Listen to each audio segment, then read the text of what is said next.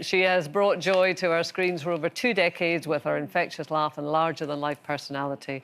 And now she's been spending quality time getting up close and personal with some of the UK's biggest stars. And let's just say, it's not your average weekend.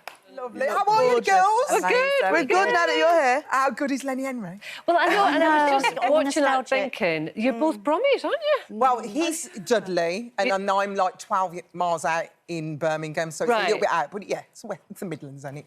It's the Midlands. But that must have been amazing for you. I mean, I remember watching Lenny Henry when he was on those early shows, and he was a phenomenon at that time, and he really has been such a trailblazer. I mean, do you see him as that? Well, yeah, you can remember, like, when I was at home with the family, literally, if any black person came on the TV, it was like, come down quick, there's a black person on the telly! So every time, like, Lenny Henry was on TV, you all gathered round because you just didn't see it very often. Yeah. And you were like, oh, my God, he's amazing. And he was so funny. That's all I can remember is the fact that Lenny Henry was so funny. And then seeing his career evolve and watch what he's become is just unbelievable. And if you think about it, he's kind of paved the way for the likes of myself, the likes of Judy. Do you know what I mean? Like, he is incredible. What he's done for diversity is on another scale. So then to interview him and have 48 hours with Lenny Henry, I was like, oh, my God. Well, that's what I was going to ask you, because I think I've always loved the way you interview celebrities. You're one of my favourite... Well, you are my favourite interviewers. I've said that many times to you, haven't I, over the years? Because you just break down the walls. But do you... And you never look starstruck. You're just so on a level with people. Are you ever inside? Yeah. Like, really? Because it never shows. I think with Lenny, like he does... Lenny? I don't think... Lenny. With Lenny, like, I think he doesn't suffer fools, so he's going to know whether you've done your research or not. He's going to know. Like, so it was a little bit like, oh, my gosh, it's Lenny Henry. So, I studied, you know, I made sure I knew what I was talking about. But what you realise is it just breaks down to a conversation between two people. And that's what two human beings, and then that was what it was all about, really. I mean, we were driving. The best stuff is when I'm driving. All right. When I'm driving, and I can remember it from when my son was little. Those were the times when I got to speak to my son, got the most out of my son, was when I was driving, because you're not looking at anybody, you don't feel intimidated, and you speak.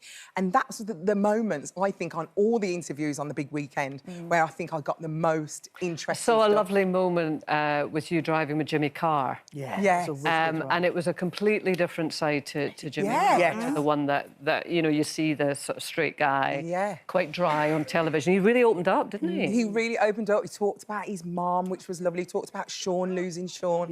And what I realised about Jimmy is he's a big softie, really, and a lovely person. And, you know, he's quite sensitive as well. He's quite a sensitive person. I just thought, he was a great interview. I mean, I definitely saw a different side to him. The series is absolutely phenomenal. Like, we all was like, when it came out, I was just like, this is what everyone's been waiting for years. But something you said about Lenny Henry and paving the way and being like that person we looked at, how do you feel knowing that for many of us like myself and others who are watching feel the exact same about you? That you've paved the way for us, that you've been the person that we run and scream. I can't say my kids say Auntie Alison, but that we see you and we feel like we now have a space. How does that make you feel? Well, it's a lovely thing to say, Judy, thank you. But you know what? All I can do is be me. I can't do anything else. Like, I'm not trying to pretend to be anything. You know, I'm a Brummie girl through and through. I'm a black, big, bubbly woman who's slowly deflating a little bit. I've lost a few pounds here and there, but you know, it's been hard. It's been hard. But you know, it's a lovely feeling actually, and I'm aware that, you know, youngsters look towards me, and you know, in the future I do want to like give back. Like my one dream, I've got it in my head. My one dream is to do a drama school that kids do not have to pay for. And I want to call it Presentorama. So eventually, I mean... You're going to do it. You just said it. Eventually, that's what I want to do. What do you want to be for your son, then, for Aidan? Because he's kind of coming on... He's so lovely. I want to be consistent for him, really. Just like he's... You know, I always say, as a parent, I just want to be kinder and wiser. He comes to me when he needs help now.